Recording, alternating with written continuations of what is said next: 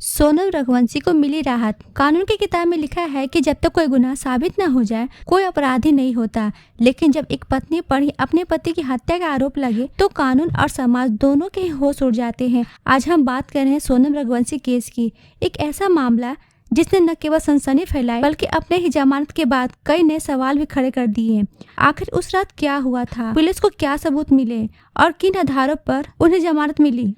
ये मामला तब शुरू हुआ जब सोनम के पति की संदिग्ध परिस्थिति में मृत्यु हो गई। शुरुआत में इसे एक सामान्य मौत या दुर्घटना के रूप में देखा जा रहा था, लेकिन जैसे जैसे जांच आगे बढ़ी शक की सुई घर के अंदर ही घूमने लगी। मौके पर पहुंची पुलिस को कुछ ऐसे सुराग मिले जो कुदरती मौत की ओर इशारा नहीं कर रहे थे। रिपोर्ट में कुछ ऐसे खुलासे हुए जिन्होंने इस केस को मर्डर यानी हत्या की धारा 302 की तरफ मोड़ दिया। जांच के दौरान पुलिस ने सोनम रघुवंशी से कड़ी पूछताछ की। पुलिस ने आपसी विवाद, घरेलू कलह या किसी तीसरे व्यक्ति के हस्तक्षेप को हत्या की वजह बताया। कहा गया है कि घटना स्थल से मिले कुछ फोरेंसिक साक्ष्य सीधे तौर पर सोनम की मौजूदगी और संलिप्तता की ओर इशारा करते हैं। इसके बाद सोनम को गिरफ्तार कर जेल भेज दिया गया। मीडिया ने इस खबर से खूब सुर्खियां बटोरी और इस एक हाई प्रोफाइल केस बना दिया गया। महीनों तक सोनम रघुवंशी जेल के सलाखों के पीछे रही। उनके वकील ने कोर्ट में दलील दी कि उन्हें फंसाया जा रहा है और पुलिस के पास उनके खिलाफ कोई पुख्ता सबूत नहीं है। बचाव पक्ष का कहना था कि केस पूरी तरह से परिस्थितियों पर आधारित है।